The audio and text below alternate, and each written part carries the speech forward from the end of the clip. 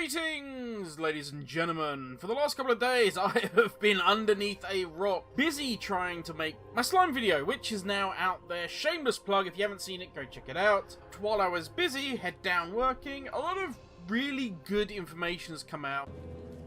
What did you say? And yes, I did say good things.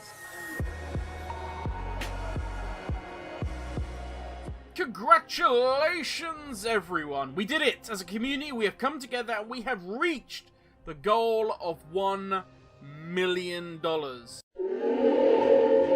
Okay, hang on. Let's rewind a second. I'm kind of getting ahead of myself a little bit. On the 24th of March, Blizzard announced a charity pet program. How it worked was the community was set two goals. We had $500,000 and $1 million. If we hit the first target, we would unlock Bananas the Monkey.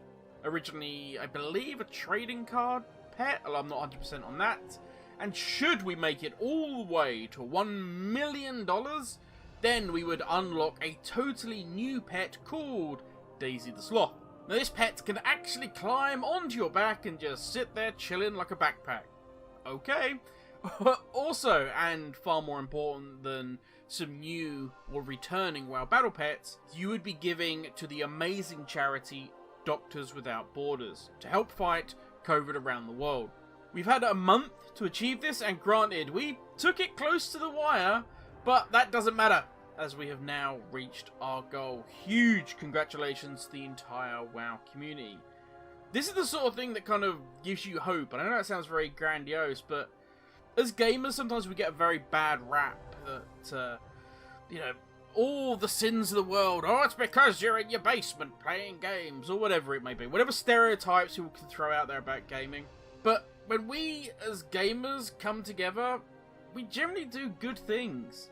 And it is a shame that we get comments around this, like, I give $10,000 to Blizzard in tokens. I think I've given them enough. Or, why don't Blizzard give them money? I'm not going to give them anything, or it's just a tax scam, and so on and so forth. This money went straight to Doctors Without Borders. Blizzard weren't involved by the battle pets and that kind of thing. You literally had to go to the Doctors Without Borders site and give money directly to them. And there are some people that will just rage about the whole China and that we should boycott Blizzard because of it. And that's cool. Funnily enough, for all of 5 minutes while everybody else is going on about it. But yet they carry on playing the Blizz games, and when the next outrage happens, guarantee they're going to start tweeting about it, and that's about all. Yes, there are things that need to be addressed. Yes, Blizzard needs to address the issue with their own staff. They need a better standard of living. They need to be treated with respect. But that's not necessarily just a Blizzard thing. That is the tech industry as a whole. That I 100% agree with. But how about we just focus right now on the positive outcome that we as a community have achieved? And be happy that people around the world are going to benefit from the actions of a load of geeks. That's a fantastic thing. Sticking with the feel-good aspect, many of you will know Venruki. He's a former professional World of Warcraft player, and he's now also, probably a lot of you would know him from the Arena World Championship panel. But I'm getting sidetracked with Venruki because the real star of the story coming up is Doug. Yes, Doug had played 400 arena games and was looking to break into that 1400 PvP bracket. Like a lot of players in WoW, Doug wasn't in the best of gear. Had no legendary, no conduits, not even a soulbind. Then throw into this bad talent choices. This is the sort of player that the pug community eats alive. They'd flame them, kick them from groups, scream about how they're rubbish and should go play something else. And just, yeah, we've all been there. You go to pug groups and they just get vicious for no real reason. Now, back in the day, a player like that would have to join a guild to do sort of end game content. And that group of players in the guild would help that new player. They would share the experiences that they had, because we've all been in that same position. They could help that player do group content.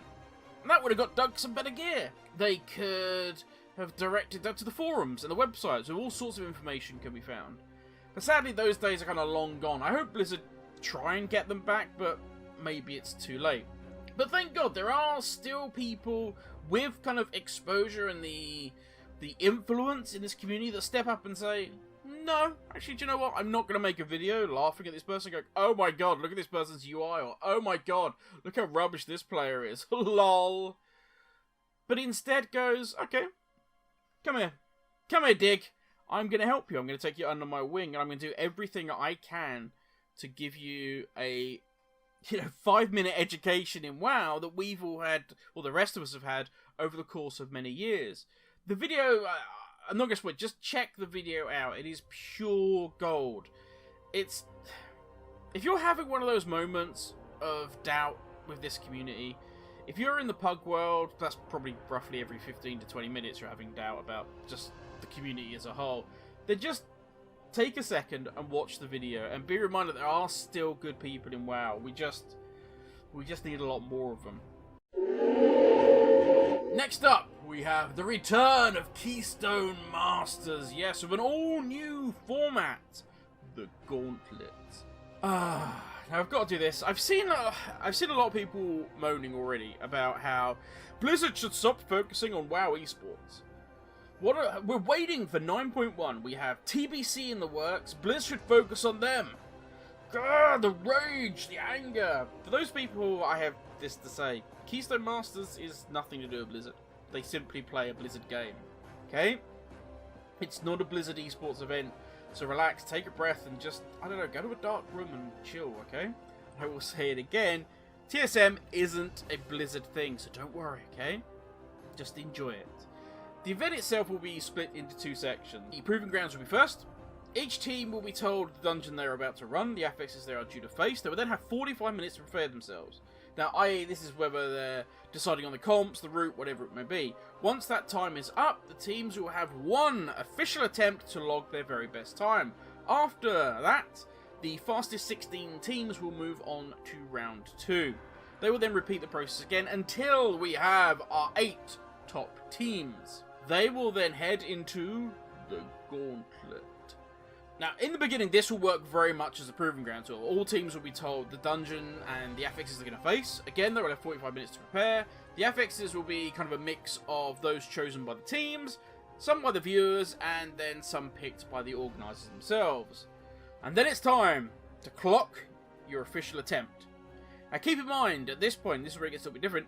This will be done simultaneously. All those teams will run it at exactly the same time. The slowest team will then be knocked out, and this will keep going until only 2 remain.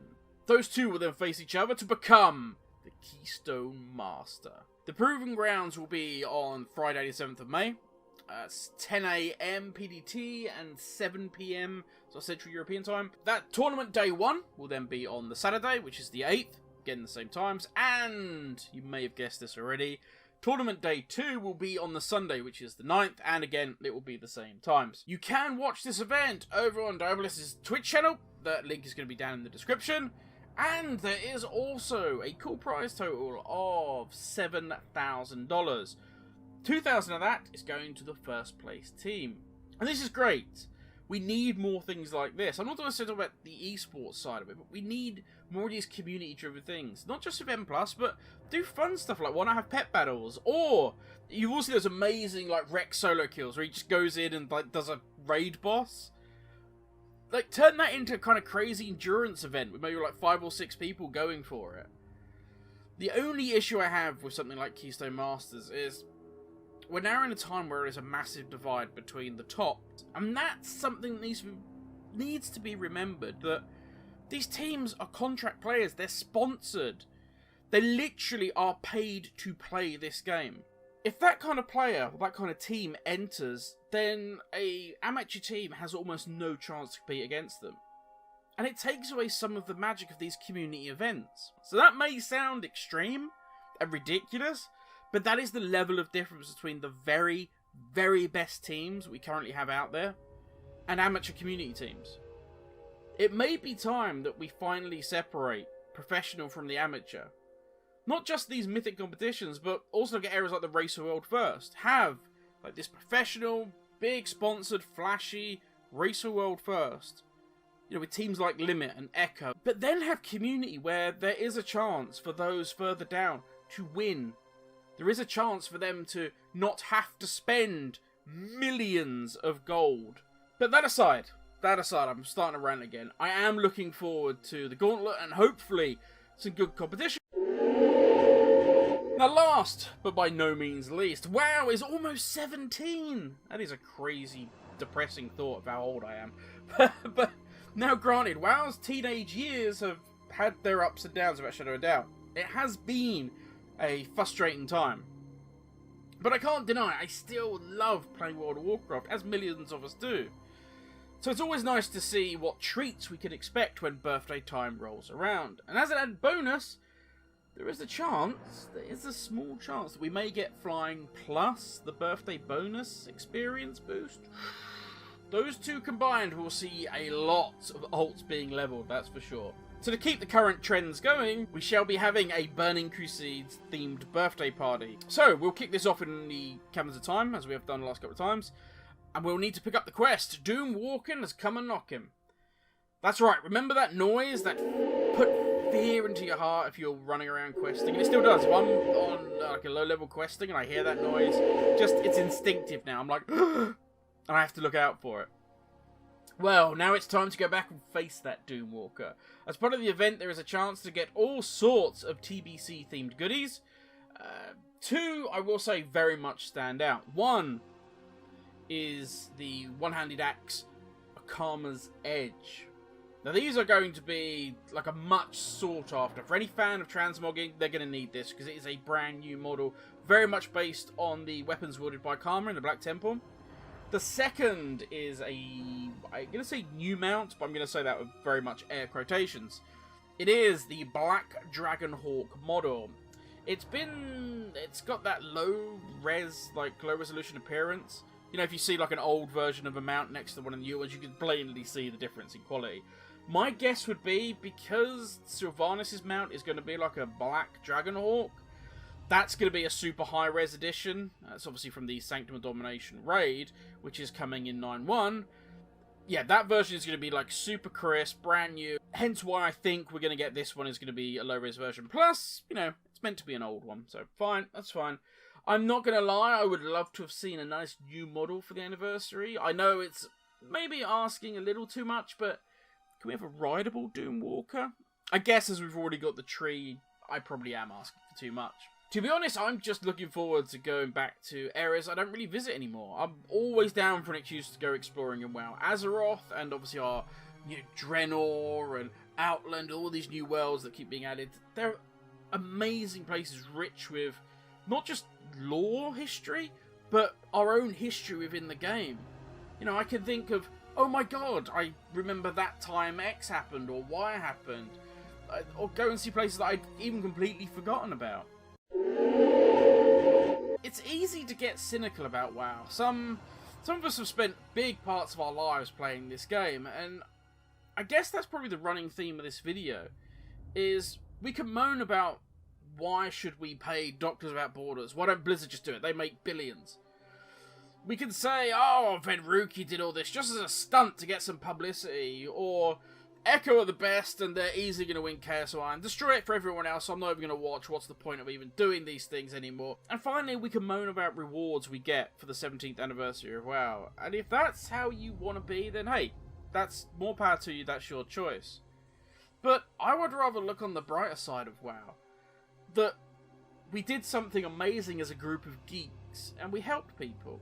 That Venruki did what we should all do in that situation, and help each other. That KSM will bring us some entertainment, and as I said before, maybe show some new stars arise, and people we can watch in the future. Give people that wouldn't have the chance to have that little 15 minutes of fame. And finally, the anniversary is a chance to maybe use a word we don't use very often, and that is say thank you to the amazing people who over the years have shaped WoW. You know, even those that aren't at Blizzard anymore, all those people have been a huge influence on the game and shaped it in ways that we can't even fathom. But it's a game that we all love to still play. Even if you moan about it, you're still playing it. So if once a year we turn around and just say thanks, then that's not a bad thing in my mind. But that is enough from me, everyone. Thank you for watching, stay safe, and I will catch you all in the next video. Have a good one, everybody.